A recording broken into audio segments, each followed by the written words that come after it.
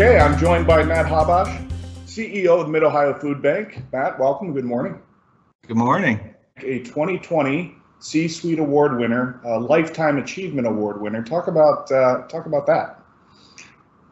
Well, I know the Lifetime Achievement Award. I jokingly say that means I'm really getting old as part of that, but I'm honored. I really am. To me, it's a tribute to the amazing team of people that I have right now and all the people that have come before. I've had phenomenal boards of directors that have challenged us, pushed us, been willing to take risks and try new things. There's a lot of food bank boards that would not let their CEO even talk about the wage issue, and ours were like, push the envelope. We really we need to affect change. And so I've been blessed to have these amazing people that have worked with me. I've got an amazing support structure in my family, and folks that I'm very happy to have, with me right now, helping to lead this. And, so to me, it's a tribute to all of them is the way I look at these awards, because I get put on the cameras, I get put out in front, but I've got such a strong group of people that have come all the way through this organization. We now jokingly say we lose people after a few years because there's not movement up in the organization, enough of it. But I said, just take the food bank and the work and what you learned with you to continue to strengthen this community. So I've had a very blessed career. I love what I do, and I couldn't be more thankful of the recognition, but it's a recognition of the collective work of so many people. Matt, you've been with Mid-Ohio Foodbank for how long? I'm in my 36th year. Actually, completed 36 years. So you might have found a career. I think I found one, or I can't find another one. One or the other. Can you talk about the early days and what led you to the food bank, and maybe talk about the arc from when you joined to where we are today? It's been quite a ride.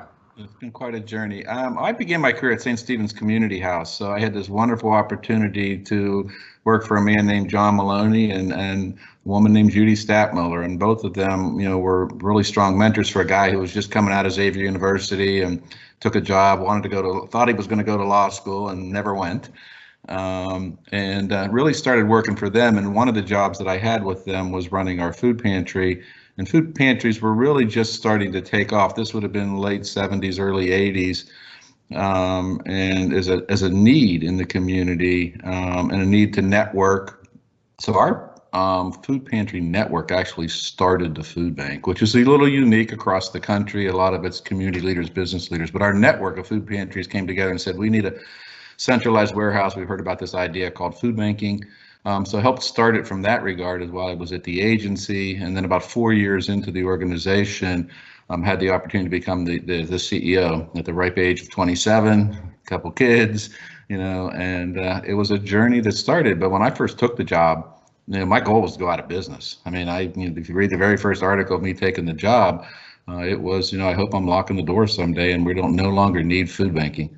Unfortunately, the trajectory has gone a lot the other direction. I think the first year I joined, we were distributing about 3 million pounds of food, and this year we'll distribute over 80 million pounds of food. So it's been an unfortunate journey. The good news is we're here and able to help. The bad news is the situation, has gotten worse for a significant portion of America. And I know your model's changed, and we'll get to that in a minute, but can you talk about kind of that moment or that period in the early days when you realized that actually, no, we're not going away. This is, we need to sustain this, and actually we need to scale this, and what actions you took during that period? Yeah, in the early days, it wasn't too far into my tenure that, and that we really tried to strengthen what was a community response. So food banking was really built around the idea of taking the surplus food in this country, the excess that wasn't being sold, and capturing that food and getting it to people that need it through a network of food pantries and other soup kitchens and other organizations. We realized that was not enough food, nor was it necessarily the right foods. And about the same time as I got there, the government started getting rid of their surplus food. Way back in the days, it was the infamous cheese giveaway of the Reagan administration. But it was a lot of commodities that they had in storage. So it was, again, surplus food, but it was government surplus food. And then we started the Operation Feed Food Drive really to kind of round out, get to have the ability to collect the foods we didn't get from other sources, or to have the dollars to buy things that we needed. So that became the combination of the menu of items, and that's just continued to have strengthened over the years. So, and about 15 years ago, the state of Ohio joined the campaign and started giving us state dollars to clear the agricultural surplus of produce. And so later on, and much more like around 11, 12, we really started moving heavily into fresh food. And that's been a big transformation over almost the last 9 years in terms of the food mix is now more than 60% fresh. So that leads into the kind of the model change that's occurred over the last few years. You want to talk about that?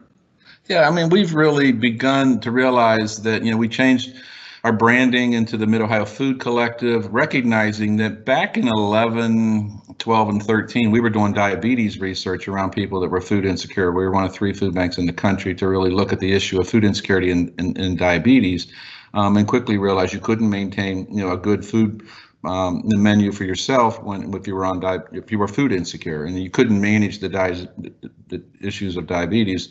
So we, at the same time, we were asked to lead the national effort of Feeding America to find the next 1 billion pounds of produce. We food banks had started down that road, but really hadn't gotten very far. We were pretty much a dry goods industry, and the dry goods were drying up because of computer technology and just-in-time inventory strategies that the food industry was putting into place. So we shifted gears to produce, and it timed out perfectly. It became our new DNA. If you take this, we're going to grow produce and we're going to work on a healthcare issue, and those two blended together to today. We call that our Mid-Ohio Pharmacy, spelled FARM.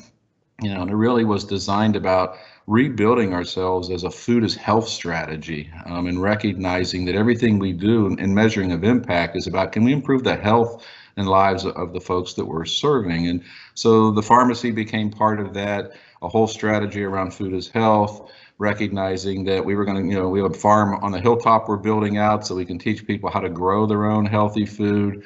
Our Mid-Ohio Kitchen program is designed around cooking healthy food from scratch in our kitchens and serving that food to children and daycares and things that we're doing along those lines. And then a Mid-Ohio Market is a new strategy around really transforming food pantries and destigmatizing them, getting operations that are a little bigger, open more hours, because we actually had a customer say to us, I can't afford to shop at a food pantry. And that was kind of a gut check moment for us. And when we explored what that meant, and she simply said, I got to take a day off of work.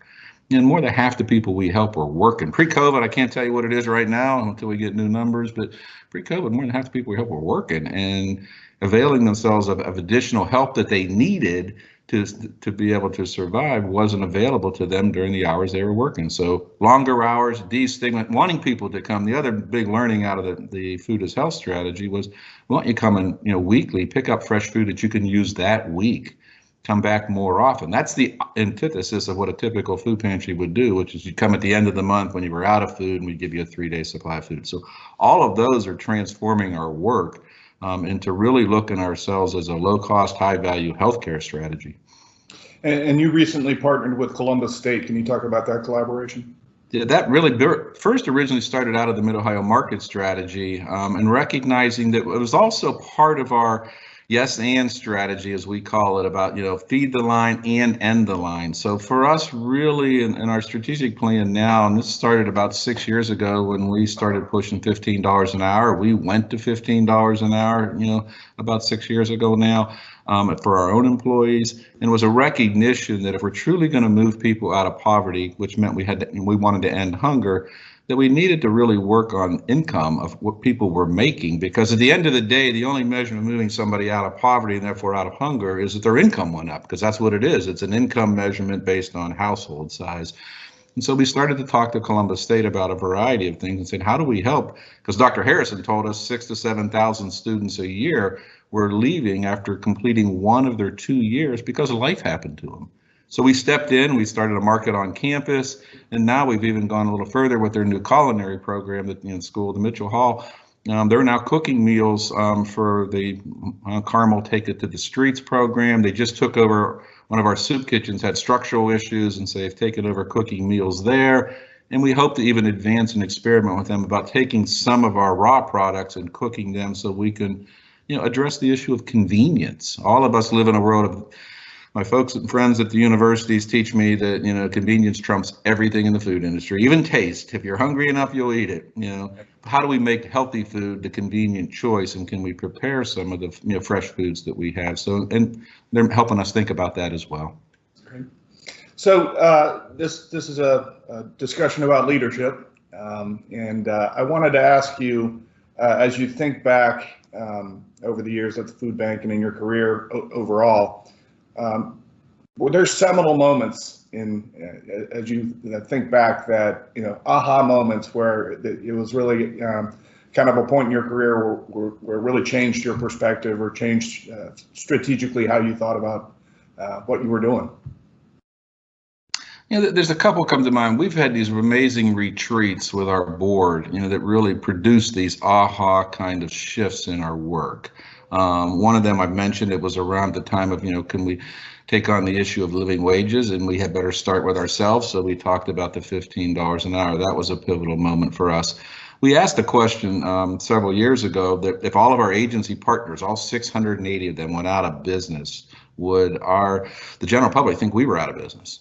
And our board struggled with that issue for a while in this retreat. They came back and said, no, find a new distribution system. So it gave us the freedom to pivot from our role at the time. And really it was a who's your customer question, because food pantries or food banks, a lot of their mission statements were about finding food and getting it to other nonprofits to feed the hungry. You'll find some wording of that in most food banks history. Now it's about getting food to the hungry person. We realized our real customer we weren't just a wholesaler supplying retail outlets. We were the organization finding the food and getting it to our customer. And so we really wanted to understand that our customer now was the hungry person, and that was a big shift. I remember giving a national speech about that, and I thought half the food banks thought I was crazy, but it literally was a big pivotal shift for us. And I think most recently in the last few years, it really was, we asked ourselves, what's the real need for food? I would get asked that a lot by community leaders. And we really stepped into this and said, what the aha moment for us was, we're not going to food bank our way out of ending hunger. I mean, there's just not enough food. We did a missing meal index and research, and where do people get their food from below 200% of poverty, which is 40,000 per family of three.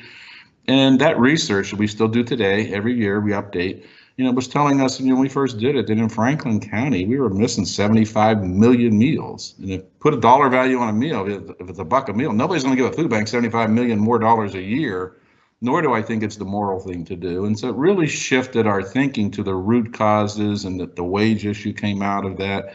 And that we really needed to have this yes and strategy around, yes, we're going to feed you today. And we really want to understand and partner and build collaborations with other organizations to address the root causes of poverty, hunger, and ultimately even racism. So for us, now stepping into the racism issue was something that we were talking about a few years ago, saying we really want to address these issues. We got to be in these conversations and help with others to figure out what that means. Yeah, and so that really naturally flows into my next question, which is 2020 and all the things that we're faced with right now. How has that impacted how you lead right now? It really changed our focus. It actually increased our focus, in a laser-like way on the now. We talk about, shifting from, the strategy that we still have and we're still working on, the strategic plan. But we also talk about it, putting together our disaster plan. We have a disaster plan. Food banks are good at that. Usually it's helping food banks down south in hurricanes and, tornadoes and other kind of floods and issues. But this one was across the country. And we talk about, looking at it from what do we need to be doing right now? What do we need to be doing next? What do we need to be doing in the near term? And hopefully what's a better new look like, and we take that kind of planning process and implement our work, because it totally changed. Back in March, we took the warning from the governor very seriously when he talked about closing down the Arnold, which was a huge deal to this community, one of the the biggest events in town, and a lot of money for people that work in all that space. And so we took it seriously, and we immediately went buying food. I mean, we said we're not going to have enough food. The federal government responses, which were being talked about and approved by Congress, we're going to take months before that food show up. So we bought 135 tractor trailer loads of food fairly quickly. Some food banks hadn't even started by the time we ordered 100. So that was us living in what do we need to be doing now and next, waiting so that we had food because we were concerned. This has totally shifted our focus. But all the work we were doing about destigmatizing people getting help came into play here, because I think the last count I looked the other day, we've had 33,000 new families ask for help since March 1st that have never, ever in 10 years of collecting data asked for help. So we had a lot of people that didn't know how to do, felt very uncomfortable doing this, and we wanted to reassure them, A, we had food, please come get it, because it's fresh food, it was a really good product, it's surplus food in this country, and government support, et cetera, or donated support from the wonderful community that supported us, saying, use these dollars, come get this food, take that worry off all the other worries that you have, living through this year of 2020, which will be like no other, I think, in my lifetime. Yeah. So systemic racism has been called a public health crisis in Ohio. How does that translate to your work? Well, we started years ago. We started when Janet Jackson was at United Way. We were working together on creating this Thrive Coalition, which was really all three sectors coming together to really address the root causes of poverty. At the root of all of that, in our learning, we hired the Kirwan Institute to step into this work with us.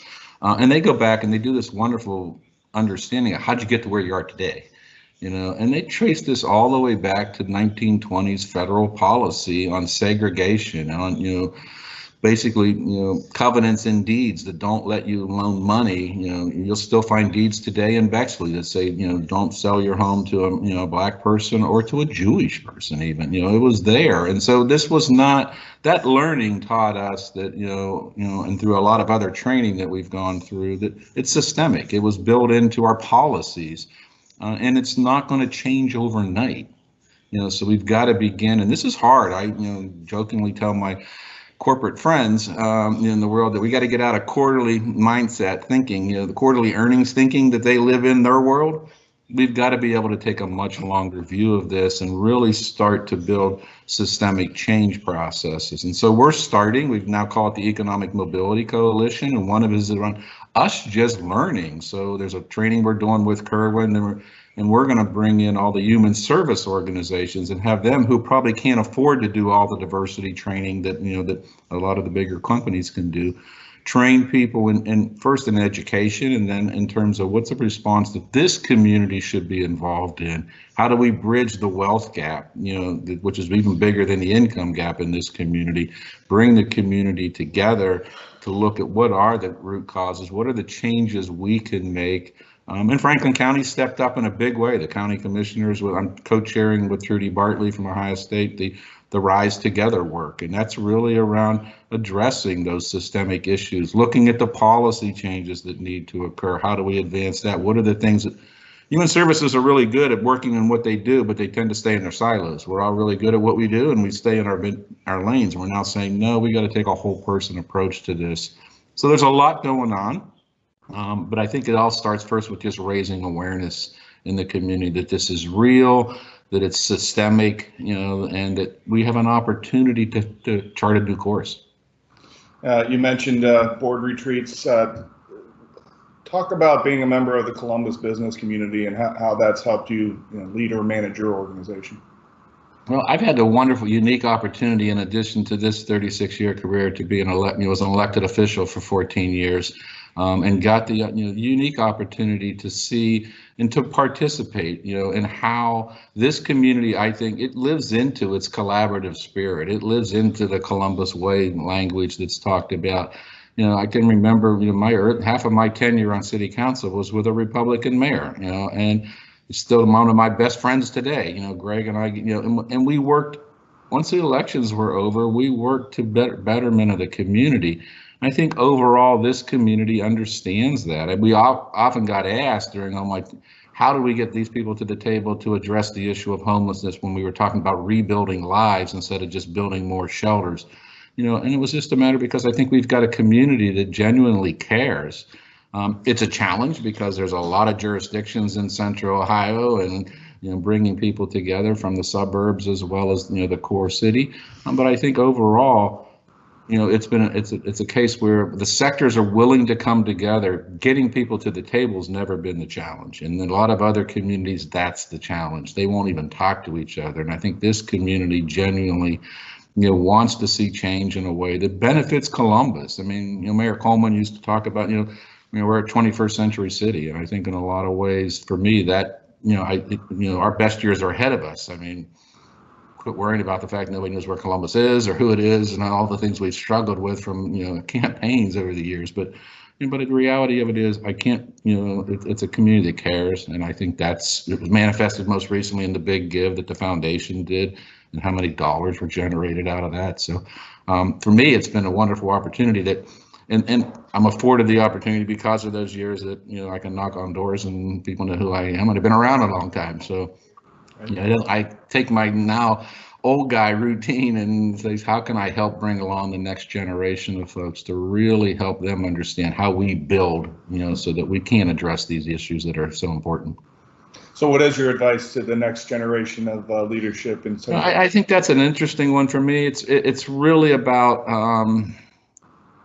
take risks, be innovative, be curious. This is not go along, get along times. And this is a case where challenge the status quo on things. And I think you're seeing some of that now.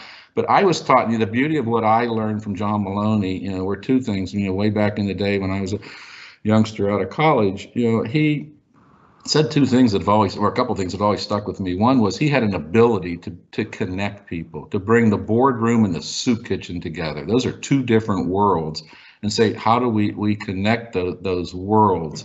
He taught me about, the best social service program was a good paying job with benefits. And he was a city council member, as well at that time. And he was one that taught me to work from inside out to change. So how do you get involved in systems to affect change versus, standing on the outside shouting at something and saying, expecting change to occur. So taking those lessons, I'm a big fan of bringing together diverse viewpoints. Our board is made up that way, and it's not just diversity from race and gender, it's diversity of thought. I want the different views in the room so that. Because I think it was Putnam said, and he wrote a couple of books. One of them was Our Kids. He was from up in Port Clinton. He's a sociologist. He said, you'll never marry somebody from the other side of the tracks because in today's world, you never meet them. And we've got to build those bridges and connectivity and be able to have civil discourse about differences. And it's being in those spaces that I'm really telling the young CEOs that are stepping into this space and doing great work, just keep doing those kinds of things. It's not your way or the highway. It's really come together, bring the diverse thought into the room and really see how we can build from that. Any closing thoughts? I just want to thank you and what you guys are doing. I really appreciate, one of the things we learned in some leadership training that I was actually involved in internationally in Canada was one of the things Columbus, somebody pointed out in 10 minutes of hearing our story in this group setting up there was Columbus has a challenge celebrating itself. It's like we got a chip on our shoulder. So when you do, recognitions like this and a lot of the other recognitions, that you guys have spearheaded over the years, they're invaluable. I mean, they really inspire people. They get people connected to people. They see the young people, the 40 under 40s, the innovation awards. All of those are recognitions that I think, embody who we are as a community. And it's an opportunity for us to celebrate that. And I really challenge the community to recognize the greatness that's in Columbus. We don't have to bring somebody from outside to tell us that. We have that. We have all the assets we need to affect the change that we need. And calling that out through the recognitions that you do, I really appreciate. You bet. And we'll be celebrating virtually, and hopefully we'll be celebrating in person very soon. Great. Matt Habash, thanks again. Congratulations. Thank you, Nick. Very nice conversation. Thank you.